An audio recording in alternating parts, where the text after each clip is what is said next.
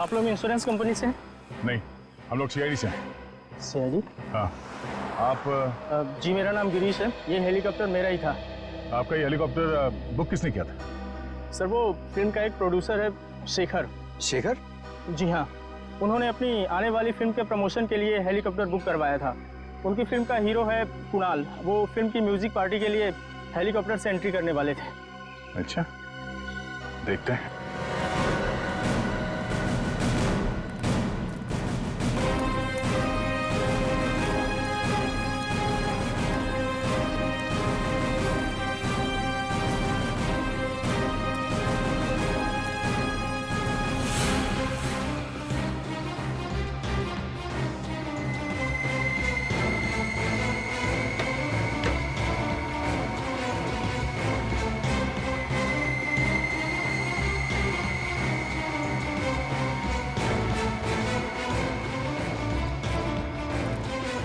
अरे सुनिए, हेलीकॉप्टर के अंदर कोई लाश मिली?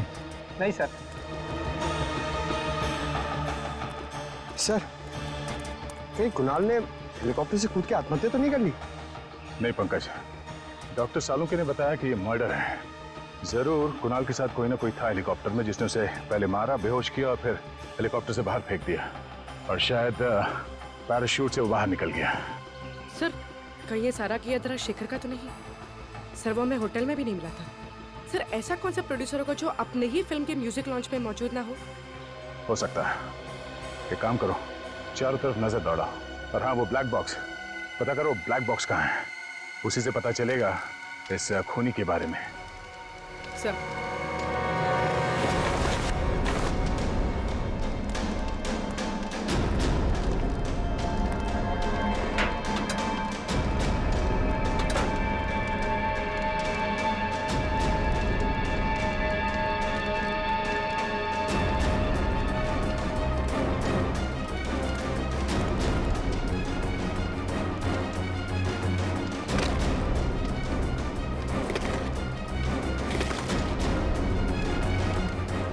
सर!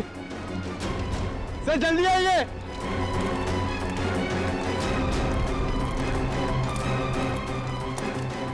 सर ये देखिए, ये पैराशूट है। गुड जॉब पंकज, आजकल बहुत काम करने लगे हो। हाँ? Thank you sir. Sir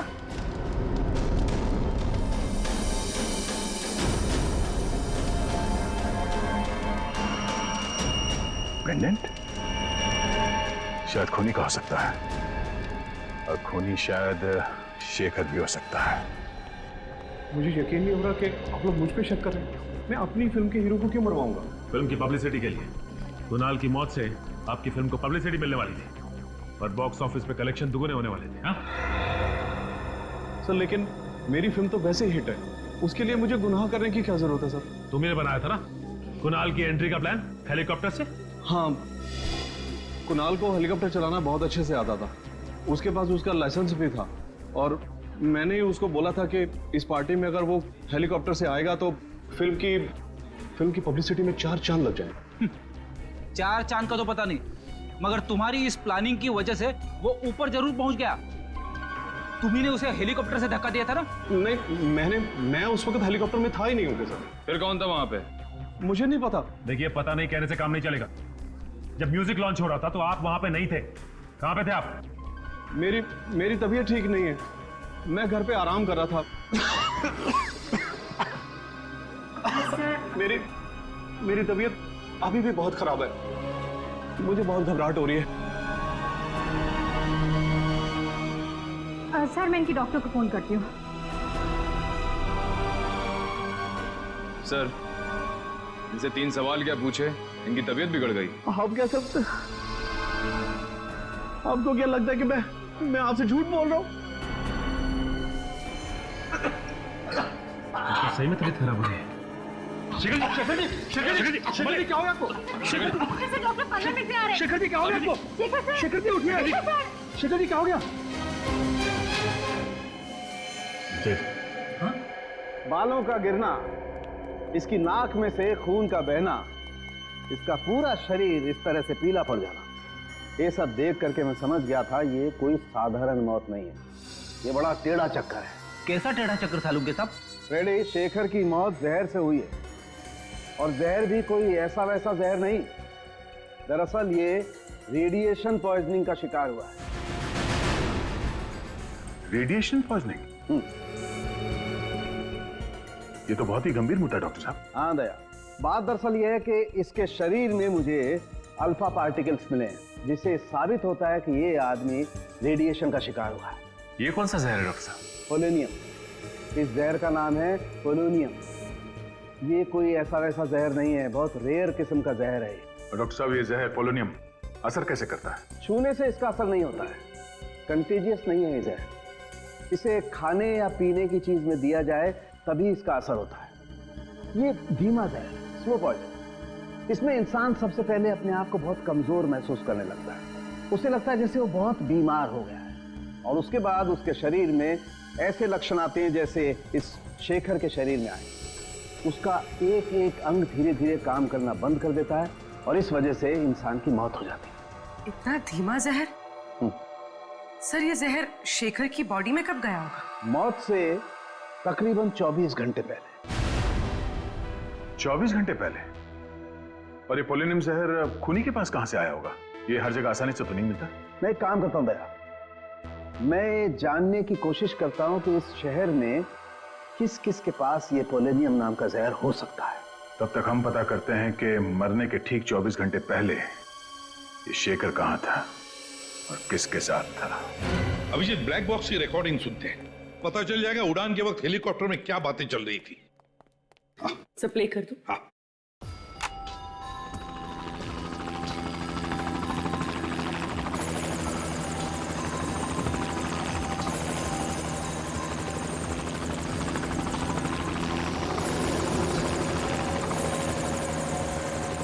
Shekhar के साथ ऐसा किया? मुझे यकीन नहीं आ रहा है। क्यों किया ऐसा तुमने? ये जवाब दो। सर, ये तो कुणाल की आवाज है। हाँ अभिजीत, लगता है कुणाल को पता चल गया था कि खूनी ने शेखर को जहर दिया था। शायद इसीलिए खूनी ने कुणाल को हेलीकॉप्टर से धक्का दे दिया और फिर खुद पैराशूट बांध के कूद गया। सर, जरूर ये कुणाल या शेखर के आसपास का ही आदमी है। हाँ, साउंड के बता रहा था ना कि वो पोलोनियम जहर को असर दिखाने में 24 घंटे लगते हैं। तो अगर ये पता चल जाए कि मौत से 24 घंटे पहले शेखर किसके साथ था, तो समझ लो हम खूनी तक पहुंच गए। सर, 24 घंटे पहले शेखर वैलेंटाइन्स बैंक्वेट हॉल में था। Sir, Valentine's banquet hall? वो तो राजा पार्क के वहां है। हाँ सर, वही वाला। शेखर ने फिल्म खत्म होने की खुशी में वहां पे एक छोटी सी पार्टी दी थी। फिल्म के सारे आर्टिस्ट और टेक्नीशियंस को बुलाया गया था सर इस पार्टी में। तो फिर उन्हीं में से कोई है जिसने शेखर और कुणाल को मारा है। अरे सालुंके साहब, आप यहाँ पे? हाँ अभिजीत, मुझे मालूम है। मुझे यहाँ देख करके तुम्हें उतनी खुशी हो नहीं रही है जितनी लैब में किसी और को देख करके होती है। वो बात नहीं है सर, लेकिन क्या करूं यार, आना पड़ा, क्योंकि उस पोलोनियम वाले साइंटिस्ट का नाम सिर्फ मैं बता सकता हूँ, तारिका जी नहीं। तो फिर साइंटिस्ट का नाम बता सालुंके। देवेन पेटेकर। देवेन पेटेकर? हाँ, ये तो बड़ा भारी नाम है सर।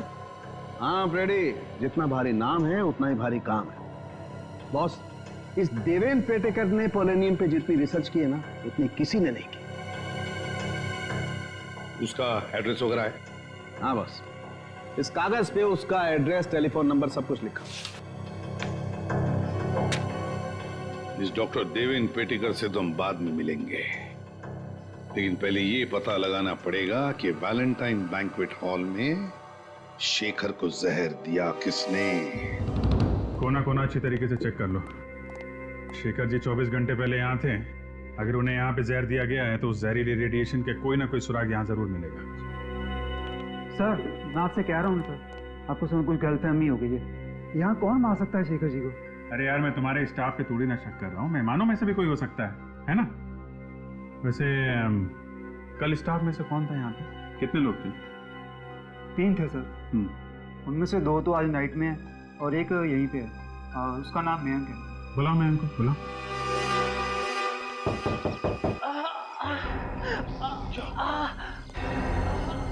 सर, यहाँ से किसी के कराने की आवाज आ रही है। कई साइंटिस्ट की जान खबर में तो नहीं है। एक मिनट।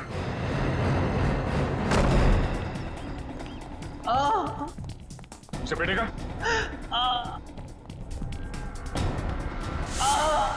Oh no. सचिन, पूर्वी एम्बुलेंस बुला जल्दी। सर, क्या हुआ? अब ठीक तो है? मेरी लेबोरेटरी क्या हुआ आपकी लेबोरेटरी? मेरी लेबोरेटरी इसने इसको उंगली काट दी है। कौन हो सकता है सर? अब ये तो यही बता सकते हैं। हाँ सर, एक आदमी काफी देर तक शेखर जी से बातचीत कर रहा था। अच्छा, क्या क्या बात कर रहा था? कुछ सुना आपने? अरे यार सुनो, सीआईडी की मदद करोगे तो कोई तकलीफ नहीं होगी। ओके, बताओ। सर वो विनती कर रहा था कि शेखर जी की आने वाली फिल्म की रिलीज डेट आगे बढ़वा दे, नहीं तो उसका बहुत बड़ा नुकसान हो जाएगा। अच्छा, था कौन ये आदमी? नहीं सर, मैं नहीं जानता वो आदमी कौन था। तो शेखर जी ने क्या कहा? शेखर जी हंसने लग गए और बोले खाना जरूर खाकर जाना, अच्छा बना है। और रहा सवाल फिल्म की रिलीज डेट आगे बढ़वाने का, तो वो तो आगे नहीं खिसकाएंगे। अच्छा, कहीं शेखर जी की मौत की वजह फिल्म की रिलीज डेट तो नहीं है? शेखर जी की मौत के बाद अब तो शायद उसकी फिल्म भी वक्त पे रिलीज ना हो पाए। इससे आपकी फिल्म का बहुत फायदा होगा ना। देखिए, किसी की चिता की आग पे रोटियां सेकी नहीं जाती। शेखर जी बहुत ही सीनियर थे और फिल्म इंडस्ट्री के एक नामी गिरामी प्रोड्यूसर थे वो। उनके जाने के बाद फिल्म इंडस्ट्री को जो आघात पहुंचा है उसको शब्दों में बयान करना नामुमकिन है। तो हम मुमकिन कर देते हैं मिस्टर राजेश, शेखर के खूनी की दास्तान सुनाकर। सीआईडी वाले आज यहाँ कैसे आ गए? देखिए प्लीज, अभी आप लोग बाहर जाइए, हम आपको बाद में जवाब देंगे। शेखर जी का खून क्या है? आप लोग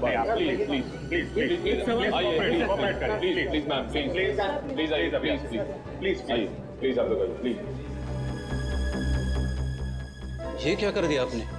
मेरे फिल्म को नेगेटिव पब्लिसिटी दे दी। वो कहते हैं ना आप लोग, any publicity is good publicity. मैं नहीं मानता। मेरे लिए मेरी इमेज और मेरी इज्जत बहुत मायने रखती है। इज्जत मायने रखती है तो फिर खून क्यों किया शेखर का? मैंने शेखर का खून नहीं किया है। मैं एक कलाकार हूँ, फिल्म प्रोड्यूस करता हूँ, मैं खूनी नहीं हूँ। क्योंकि शेखर ने तुम्हारी बात नहीं मानी, अपनी फिल्म की रिलीज डेट आगे नहीं की, इसलिए तुमने ये तरीका ढूंढ निकाला उसकी फिल्म को पोस्टपोन करने का। ये बात सच है कि मैं उनको रिक्वेस्ट करने गया था, लेकिन जरूरी थोड़ी है उन्होंने बात सुनी नहीं तो मैं उनको खून कर डालूंगा। अच्छा, अगर आपने खून नहीं किया तो फिर किसने खून किया? मुझे क्या पता सर, मुझे तो सिर्फ इतना मालूम है कि मैं निर्दोष हूँ। मेरी बीवी भी अक्सर मेरी बात मानती नहीं है, तो इसका मतलब ये थोड़ी है कि मैं हर एक का खून कर चुका हूँ। जब शेखर का खून हुआ तो कहाँ थे आप? सर उस वक्त मैं होटल में ही था, उनकी फिल्म की हीरोइन समीरा से बात कर रहा था मेरी अगली फिल्म के लिए। सर यहाँ पे तो फिंगरप्रिंट स्कैनर लगा हुआ है। देवेंद्र जी ने स्कैनर इसलिए लगाया होगा ताकि उनके अलावा कोई और इस लैब के अंदर जा ना सके। सर फिर हम लोग अंदर जाएंगे कैसे? अब यहाँ तक आ ही गए हैं तो अंदर भी पहुंच ही जाएंगे। सचिन, ये काम करो, ऑफिस में। सर इस पर कुछ लगा हुआ है। ये तो खून जैसे लग रहा है। पूरी ले चेक कर। सर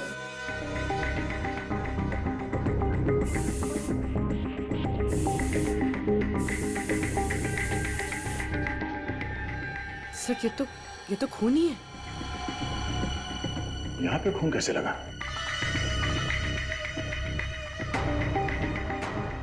सर ये देखिए,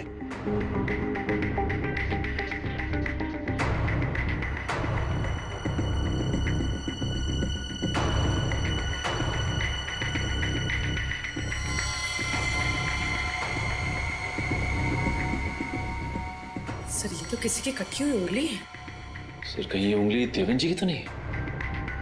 अगर ये कटी हुई उंगली देवेंद्र जी की है तो इससे लैब का दरवाजा खुल जाना चाहिए।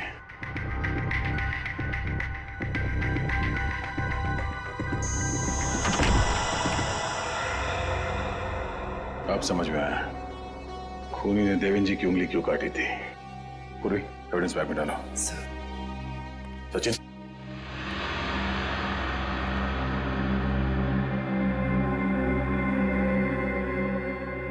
तो सारा सामान बिखरा पड़ा है। हाँ, किसी ने बहुत मेहनत की है यहाँ पे। जरा देखो आसपास कुछ मिलता है क्या।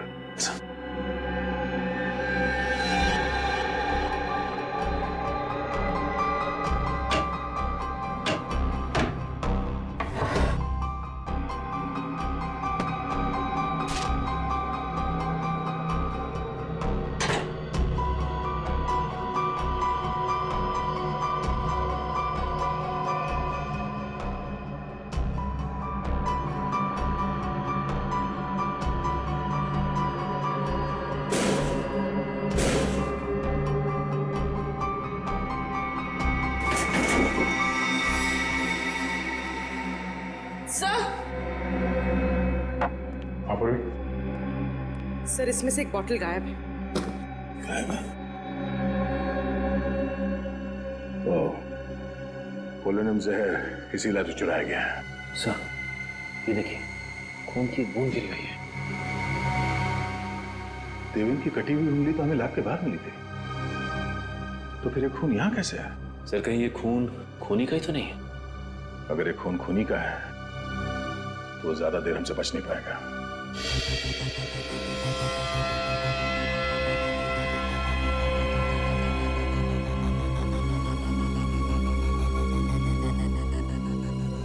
सर इस फुटेज से ये तो साबित हो गया कि राजेश खूनी नहीं है, क्योंकि जिस वक्त कुणाल हेलीकॉप्टर से गिरा ये तो होटल में था समीरा के साथ। ये तो कोई बाहर का ही है, खूनी कोई बाहर का ही है, पर कौन? वो जो कोई भी है, उसे हंटिंगटन नाम की बीमारी। क्या? हंटर? हंटर नहीं फ्रेडी, हंटिंगटन। ये तुझे लेबोरेटरी में मिले खून के डीएनए से पता चला है ना? हाँ बस, लेकिन सिर्फ इतनी जानकारी मिली है, इसका क्रिमिनल डाटाबेस में कोई रिकॉर्ड नहीं मिला है। कोई बात नहीं पूर्वी, इंटरनेट से चेक करो, देखो इन दोनों फिल्मों से जुड़े हुए किस आदमी को हंटिंगटन डिजीज है। सर, हाँ। सालुंके साहब, ये बीमारी क्या होती है? ये एक न्यूरोलॉजिकल डिसऑर्डर होता है फ्रेडी। इसमें इंसान की मसल का कोऑर्डिनेशन बिगड़ जाता है। ये बहुत रेयर बीमारी है, अधिकतर मिडिल एज के बाद ही शुरू होती है। सब मिल गया सर। सर इसका नाम नंदन कुमार है। सर ये एक राइटर है और इसने कुछ फ्लॉप फिल्में लिखी हैं। 2 साल पहले ये शेखर के पास अपनी एक कहानी लेकर गया था, पर शेखर ने इसकी कहानी ठुकरा दी। और जब नंदन को पता चला कि शेखर उसी की कहानी पे फिल्म बना रहा है तो उसने शेखर पे कोर्ट केस कर दिया, लेकिन वो हार गया था सर। और ये वही वाली फिल्म है सर, 555 घंटे, जिसका म्यूजिक लॉन्च हुआ था उस दिन। इसका मतलब है दया, हमारा खूनी मिल गया। सर एक टाइम था जब मैं भी राइटर बनना चाहता था। मैं कविताएं लिखना चाहता था, लेख लिखना चाहता था, शायरियां लिखना चाहता था। अरे यार लिखते फिर ये यहाँ सीआईडी में क्या करने आ गए? पता नहीं सर। सर मगर दोनों में ना बहुत सिमिलैरिटी है। अच्छा? हाँ, राइटर बनने में भी उतना ही दिमाग लगाना पड़ता है जितना सीआईडी ऑफिसर बनने में। तुम अगर राइटर बन जाओगे ना तो तुम्हारी कहानी में खून और मुर्दे बहुत होंगे। सर रोमांस भी हो सकता है? हाँ रोमांस तो हो सकता है। नंदन। हाँ? आप लोग कौन? हम लोग सीआईडी से हैं। सीआईडी से?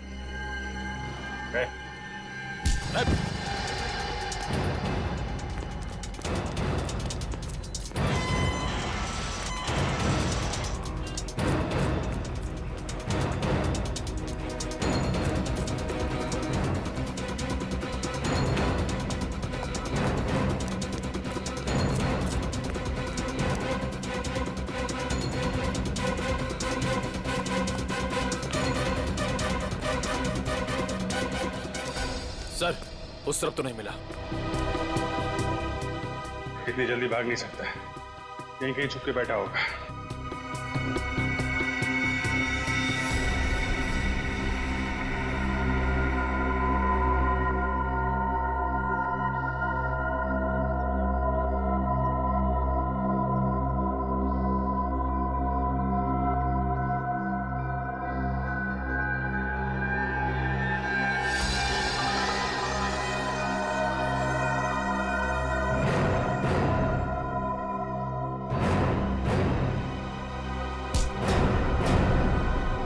छोड़ दो मुझे, छोड़ दो मुझे।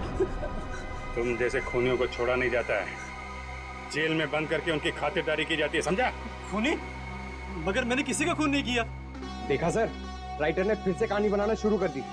सर मैं सच कह रहा हूँ सर। दो खून किए तुमने, कुणाल और शेखर का। सर मगर मैं उन्हें क्यों मारूंगा? शेखर ने तुम्हारी कहानी चुरा ली थी इसलिए। हाँ चुराई थी, पर उसने गैर कानूनी काम किया था। मगर इसका मतलब थोड़ी ना है कि मैं भी कोई गैर कानूनी काम करूंगा। सर मैंने उसे कुछ नहीं किया सर। साइंटिस्ट देवन की लेबोरेटरी में क्यों गया था? पोलोनियम जहर चुराने के लिए? सर मैं जहर चुराने नहीं गया था, मेरी अगली फिल्म साइंटिस्ट की कहानी पर आधारित है, तो रिसर्च के लिए उनसे बातचीत करने के लिए गया था सर। बातचीत करने? और बातचीत करते करते तुम्हारा खून उनके टेबल पे गिर गया। सर वहाँ पर ब्लेड पड़ा था, मैंने देखा नहीं और गलती से हाथ कट गया सर मेरा। कहानी बनाना बंद करो नंदन, अगर तुम निर्दोष थे तो हमें देख के भागे क्यों? सर कल रात एक बार पे मेरा किसी से झगड़ा हो गया था, मैं सारी रात लॉकअप में था सर, तो मुझे लगा कि आप लोग मुझे फिर से पकड़ने के लिए आ गए, इसलिए मैं भागा। तुम्हारे शेखर साहब को शराब पीने की आदत थी क्या? कभी कभी जब बहुत उदास होते थे तो खुद को शराब के नशे में डुबो लेते थे। उदास? किस बात का दुख था उन्हें? साहब एक दिन नशे की हालत में कुछ बड़बड़ा रहे थे कि उनके अतीत की गलती जिंदगी भर उनका पीछा नहीं छोड़ेगी। अतीत की गलती? कैसी गलती? पता नहीं साहब, ऐसा लगता है कोई अतीत का राज छुपा रहे थे। मैंने सुना है साहब, शराब पीने के बाद इंसान कभी झूठ नहीं बोलता है।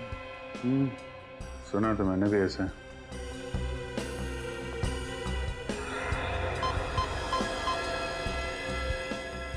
सर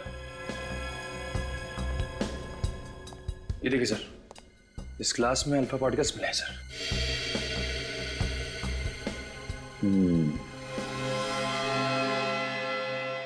मतलब शेखर को जहर घर में ही दिया गया है, शराब में मिला के।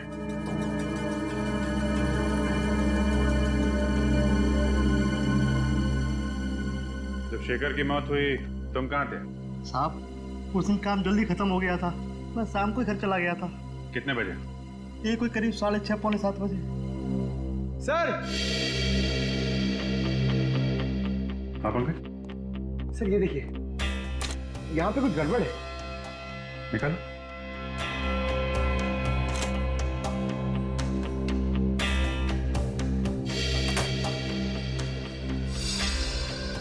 सर दीवार में अलमारी?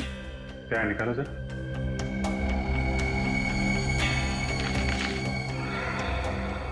ये देखिए, चिट्ठियां छुपा के रखी हैं। शेखर, लता,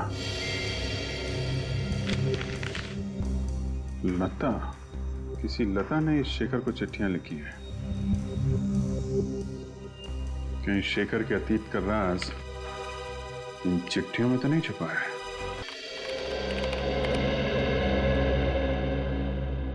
कुछ पता चला इन चिट्ठियों में से? हाँ सर, काफी पुरानी चिट्ठियां हैं, 20 साल से भी ज्यादा पुरानी। इतनी पुरानी चिट्ठियां आदमी तभी संभाल के रखता है ना जब उसका कोई इमोशनल कनेक्शन हो, इनके साथ कोई लगाव हो। हाँ सर, यहाँ भी प्यार का ही मामला है। ये लता उन दिनों छोटी मोटी एक्ट्रेस हुआ करती थी, दोनों आपस में प्यार करते थे सर, मगर ये शेखर पहले से शादीशुदा था। कई बार लता को वादा किया था उसने कि अपनी बीवी को डिवोर्स दे देगा, लेकिन ऐसा किया नहीं। शायद लता इसी बात से दुखी थी। हाँ सर, लेकिन उसने दुनिया के सामने ये बात जाहिर नहीं होने दी, क्योंकि उसे पता था कि इससे उसकी और शेखर की बदनामी हो सकती थी। वैसे लता आजकल है कहाँ पर, कुछ पता चला? हाँ सर, लता अब जिंदा नहीं है। 20 साल पहले 27 मार्च 1993 को उसकी छत से गिरने से मौत हो गई। हो सकता है ये एक्सीडेंट ना हो, और शायद इसमें शेखर का हाथ हो। फिर 20 साल बाद कोई तो है जो लता की मौत का बदला लेना चाहता है। लग तो ऐसा ही रहा है सर। सर जिस वक्त लता की मौत हुई थी, उसकी एक 4 साल की बेटी थी सेजल। माँ की मौत के बाद उसे अनाथ आश्रम भेज दिया गया था, और अब वो 4 साल की बेटी 24 साल की हो गई है।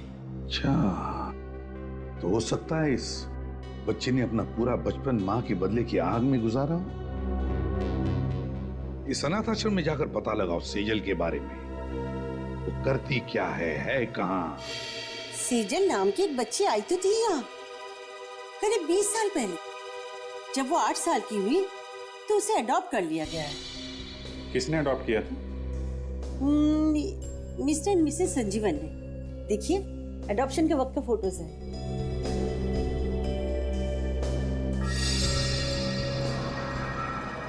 ये देखा? क्या सर? सेजल के गले में पेंडेंट। अरे हाँ सर, ये तो ठीक वैसा ही पेंडेंट है जो हमें हेलीकॉप्टर की क्रैश साइट पे मिला था। एग्जैक्टली, हमारा शक सही निकला। सेजल का इस केस से लेना देना जरूर है। रहती कहाँ है ये सेजल?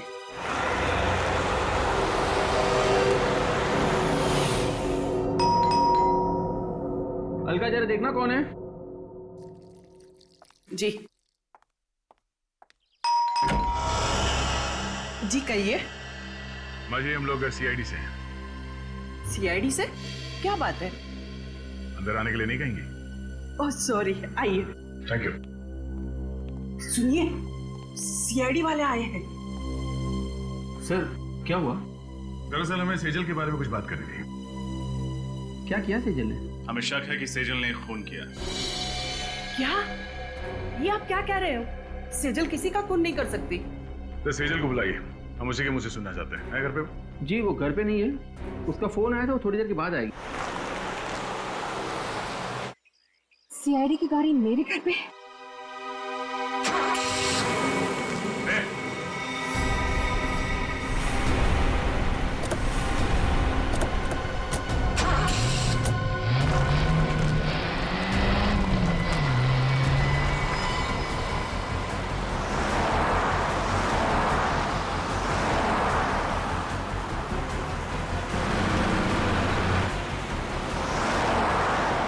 गाड़ी बहुत तेज चला रही है।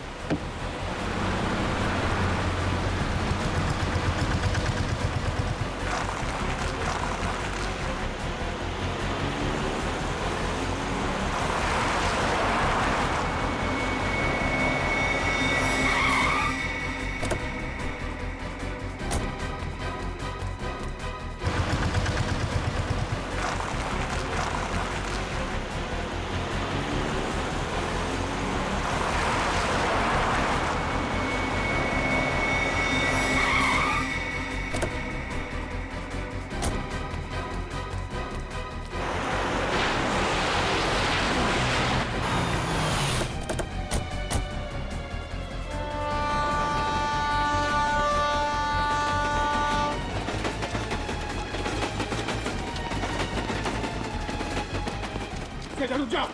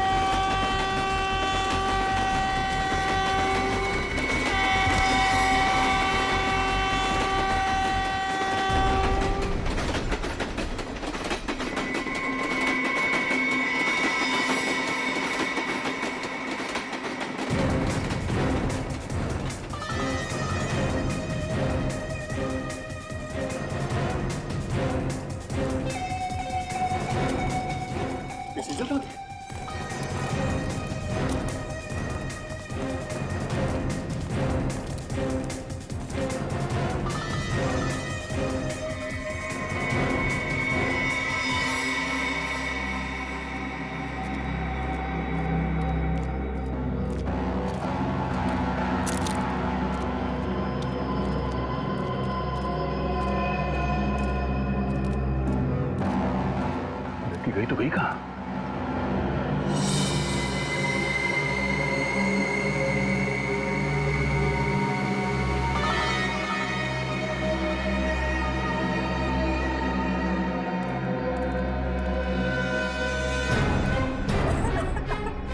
बस बहुत भाग ले। अब जरा अपना मुखड़ा तो दिखा दे।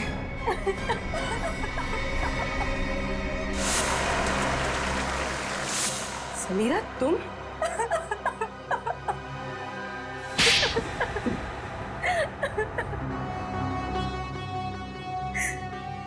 किसी भी बच्चे के लिए उसकी माँ की मौत से ज्यादा दर्दनाक और कुछ नहीं हो सकता। 4 साल की थी मैं, 4 साल की, जब वो शेखर की वजह से मेरी माँ की मौत हो गई।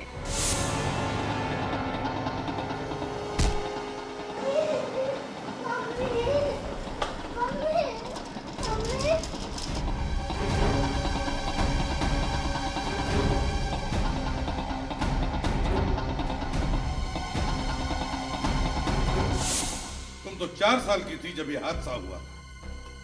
फिर 20 साल बाद तुमने शेखर को कैसे पहचान लिया?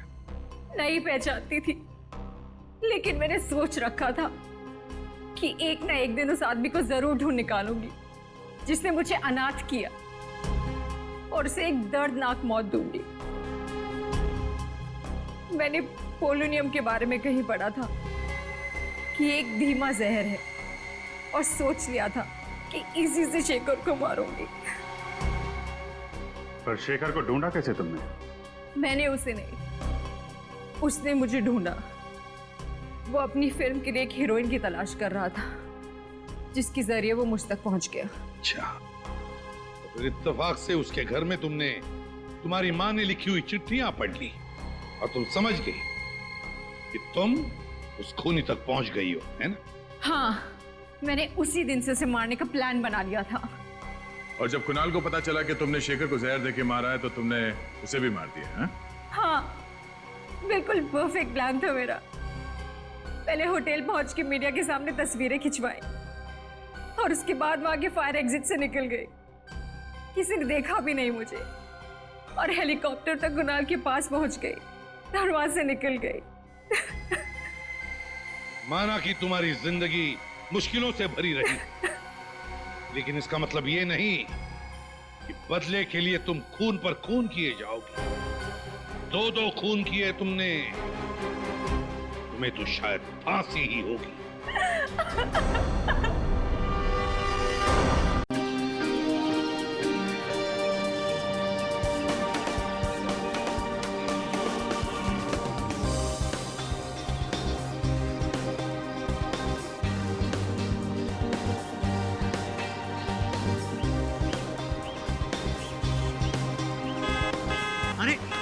अरे वो देखो मैंने क्या गई। अरे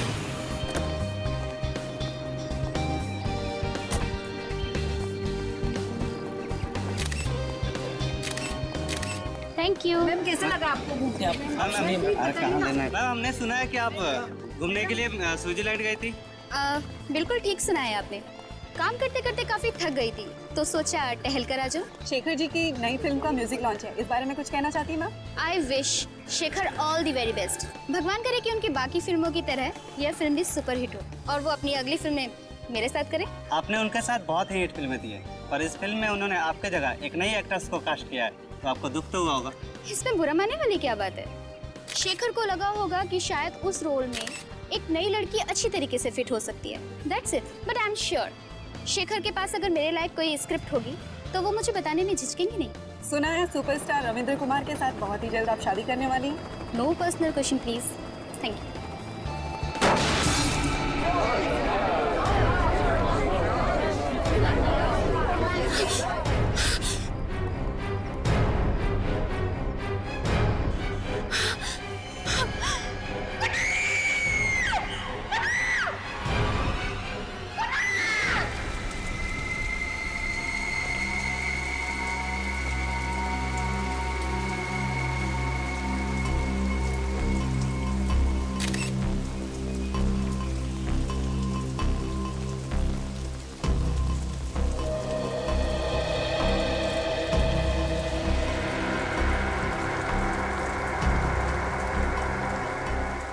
काम करो, बॉडी को नीचे उतारो।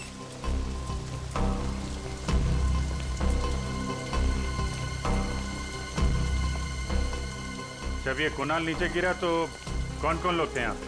सर, मैं और मीडिया वाले थे। कहाँ से गिरा ये? सर पता नहीं, वो नहीं देखा। मतलब? सर मैं मीडिया वालों को इंटरव्यू दे रही थी कि अचानक बहुत जोर से आवाज आई और मैंने पीछे पलट के देखा तो सर मेरी कार के ऊपर कुणाल गिरा हुआ था और सर खून बह रहा था सर। सर मुझे नहीं पता सर, मैं बहुत घबरा गई थी। ये मैनेजर कौन है? सर मैं इस होटल का मैनेजर हूँ, मैंने ही आपको कॉल किया था। किस रूम में ठहरे थे मिस्टर कुणाल? पता नहीं सर, वो तो होटल में थे ही नहीं। क्या होटल में थे ही नहीं? गिरे तो ऊपर से ही है ना? हाँ सर। आसपास कोई दूसरी बिल्डिंग नहीं है जहाँ से गिरे हो? ध्यान नहीं दिया होगा आपने, अंदर जाते हुए देखा नहीं होगा। सर मैं तो रिसेप्शन पे था पूरे दिन, वाकई अंदर नहीं आए थे। सीसीटीवी कैमरा लगा रिसेप्शन में? Yes sir. रेडी? जरा सीसीटीवी कैमरा फुटेज चेक करो, देखो ये आदमी अंदर कब गया था। सर सर इसके जैकेट का बटन फूटा हुआ, ये देखिए।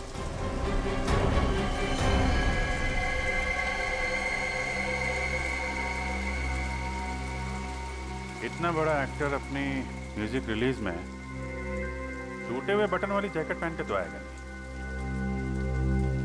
या तो बटन नीचे गिरते हुए टूटा है या फिर तोड़ा गया है हाथापाई में। इसका मतलब मरने से पहले इसका झगड़ा हुआ था किसी के साथ? लग तो ऐसा ही रहा। अच्छा, कुणाल का किसी के साथ कोई झगड़ा वगड़ा हुआ था क्या? नहीं सर, कुणाल बहुत ही अच्छा लड़का था, वो हमेशा सबसे मिलजुल के रहता था। सर उसका झगड़ा किसी के साथ हो ही नहीं सकता। आप? मैं इस फिल्म का डायरेक्टर हूँ, करण नाम है मेरा। आई सी। और आप हीरोइन? हाँ सर, ये मेरी पहली फिल्म है और देखिए ना, मेरी पहली फिल्म में ऐसा हादसा हो गया। हादसा या मर्डर ये तो अभी कह नहीं सकते, बहुत जल्द पता चल जाएगा। फिलहाल आप लोग कहाँ थे जब कुणाल यहाँ गिरा? सर हम सब लोग होटल के अंदर थे, मीडिया वाले और एक्ट्रेस मायरा बाहर थी। अच्छा ठीक है।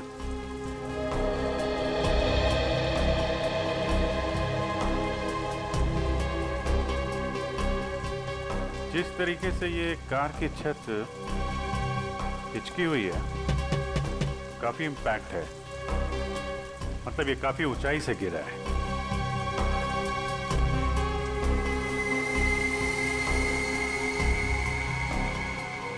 अजीब बात है, सारी खिड़कियों पे तो ग्रिल लगा है, खिड़की से तो गिरा नहीं है, छत से ही गिरा होगा।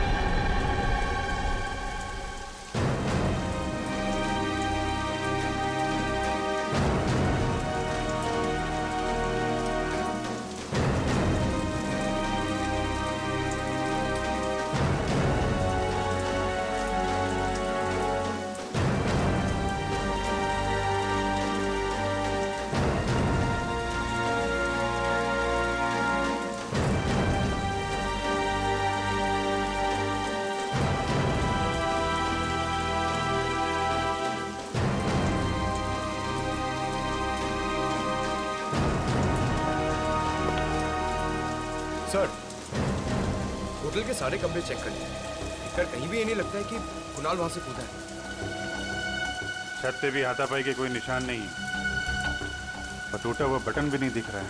सर कुणाल होटल में आया ही नहीं था। होटल में आया नहीं? नहीं सर, मैंने पिछले 7 दिन का सीसीटीवी फुटेज चेक किया है, कुणाल होटल में आया ही नहीं था।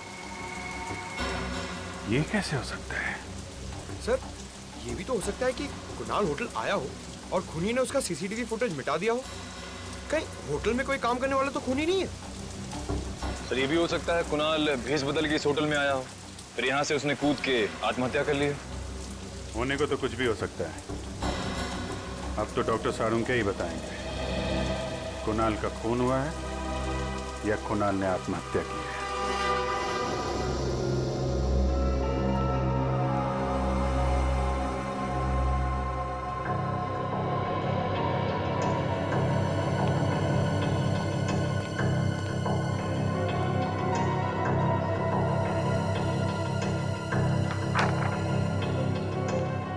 डॉक्टर साहब कुछ पता चला? हाँ दया, मौत तो इसके ऊपर से गिरने की वजह से ही हुई है, लेकिन ये आत्महत्या नहीं है, ये एक खून है। खून है? मतलब इसे ऊंचाई से फेंका गया? हाँ दया। पर ये आप कैसे कह सकते हैं? देखो दया, ये ऊपर से गिरा है अपने शरीर के दाएं हिस्से की तरफ से, इसीलिए इसके शरीर पर ये दाएं हिस्से की तरफ सारी चोट आई है। ये देखो, ये दाईं तरफ रिब का फ्रैक्चर, ये दाएं हाथ पर चोट के निशान, ये सब। लेकिन इसके सर पर बाईं तरफ भी एक चोट का निशान है, ये देखो। अब सवाल ये उठता है कि इसके सर पर बाईं तरफ ये चोट आई तो आई कैसे? सर जरूर ये चोट खूनी के साथ हाथापाई के दौरान आई होगी। एग्जैक्टली सचिन, इसे ये चोट तब आई जब किसी ने इसके सर पर बाईं तरफ वार किया किसी भारी चीज से, शायद इसे बेहोश करने के लिए। हाँ सर, क्राइम सीन पर हमें इसकी शर्ट का एक बटन भी तो नहीं मिला था। हाँ पूर्वी, हाथापाई के दौरान टूट गया होगा और जैसे ये बेहोश हो गया, खूनी ने इसे ऊपर से धक्का दे दिया। पर इसे धक्का दिया तो दिया कहां से?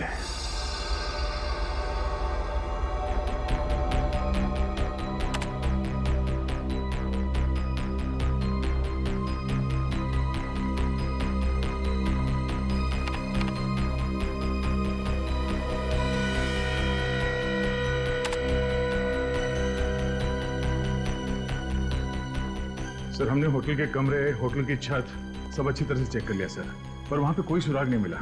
समझ में नहीं आ रहा लाश गिरी तो गिरी कहां से? लाश आसमान से तो नहीं गिरी है दया, कहीं ना कहीं से तो गिरी है। हाँ पूर्वी, कुछ पता चला मीडिया फुटेज में से? सर ये देखिए सर, इस फुटेज में कुणाल गिरते हुए तो दिख रहा है, मगर कहां से गिर रहा है वो पता नहीं चल रहा। लेकिन सर अगर मैं वहां की मीडिया वालों की बातचीत का ऑडियो बंद कर दूं और वहां के एम्बियंस यानी बाकी चीजों के ऑडियो ऑन रखूं तो सर एक आवाज आती है। सुना?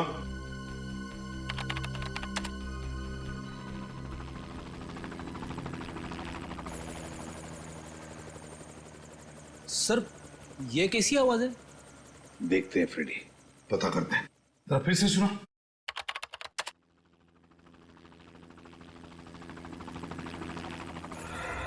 सर कहीं ये हेलीकॉप्टर की आवाज तो नहीं है? मुझे भी यही लगता है, ये हेलीकॉप्टर की ही आवाज है। तो मतलब है कुणाल को हेलीकॉप्टर से नीचे फेंका गया? मीडिया इवेंट के दौरान हेलीकॉप्टर उड़ा होगा और उसी में से कुणाल को नीचे गिरा दिया गया होगा। पूर्वी काम करो, पता लगाओ उस इवेंट के दौरान कितने हेलीकॉप्टर ने उड़ान भरी थी और किसने बुक किया था। सर इस सब में दो चीजें सामने आती है। एक ये कि खूनी अमीर और बहुत ही पहुंचा हुआ आदमी है, हेलीकॉप्टर बुक करना किसी आम आदमी के बस की बात नहीं है। और दूसरा ये कि कुणाल खूनी को अच्छी तरह से जानता होगा, तभी तो वो हेलीकॉप्टर में बैठने के लिए राजी हो गया। सर जिस वक्त कुणाल को फेंका गया उसके कुछ ही देर बाद उन्नति मैदान में एक हेलीकॉप्टर क्रैश हो गया सर। क्या? उन्नति मैदान में हेलीकॉप्टर क्रैश हो गया? तो फिर दया कहीं वही हेलीकॉप्टर तो नहीं जिसमें से कुणाल को फेंका गया? हाँ पता नहीं सर कैसे हुआ है, समझ में नहीं आ रहा है। अभी तक कोई आया क्यों नहीं? इंश्योरेंस प्रीमियम के लिए तो दौड़ कर आते हैं। सर लगता है वो लोग आ गए।